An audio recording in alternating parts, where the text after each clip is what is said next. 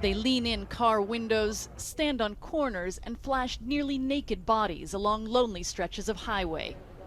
We're in Fortaleza in the northeastern corner of Brazil, one of the World Cup host cities, also known as a magnet for sex tourism. Prostitution is legal here if you're 18 or over. The problem is many of the girls working these streets aren't. Jusileiji was one of them. I was a call girl. I was 13 when I started. At first, she didn't tell her unemployed mother. When she discovered I was 15, she cried and asked me to stop. But I said, Mom, it's easy money.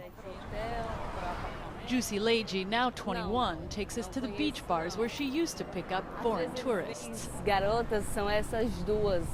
At night, we see tables full of older foreign men and young women in skimpy clothing who negotiate prices or give out phone numbers.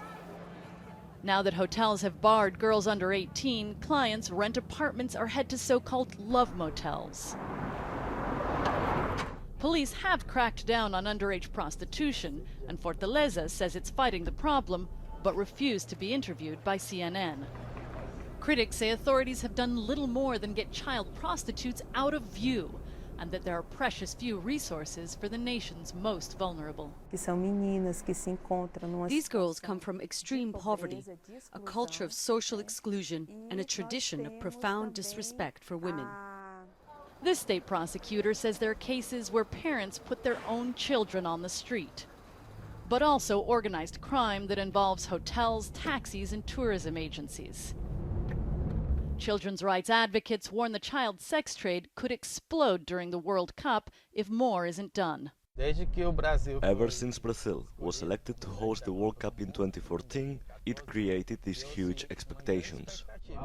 Our guided social worker, Antonio Carlos da Silva, takes us to the newly renovated Castelão Stadium, where prostitutes now cater to truckers, but dream about big bucks from visiting fans.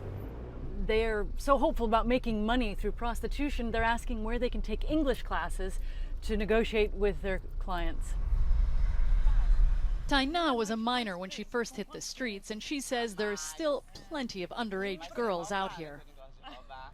The late-night scene down the road is even more brazen. Prostitutes congregate in front of the police station. Experts say many of them use fake IDs. A group of women tells us the child prostitutes hide down a side alley. There we find two girls who speak to us off camera.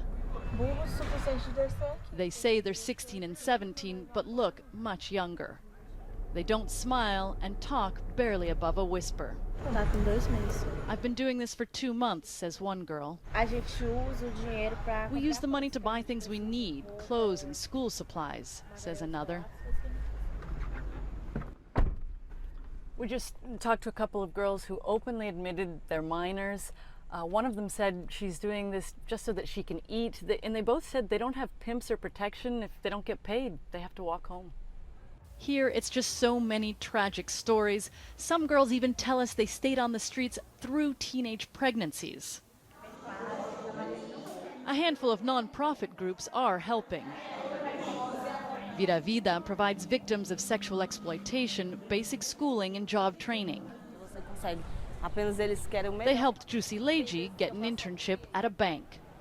But she says where she comes from, the sex trade is easy money, and the World Cup promises even more of it. Shasta Darlington, CNN, Fortaleza, Brazil.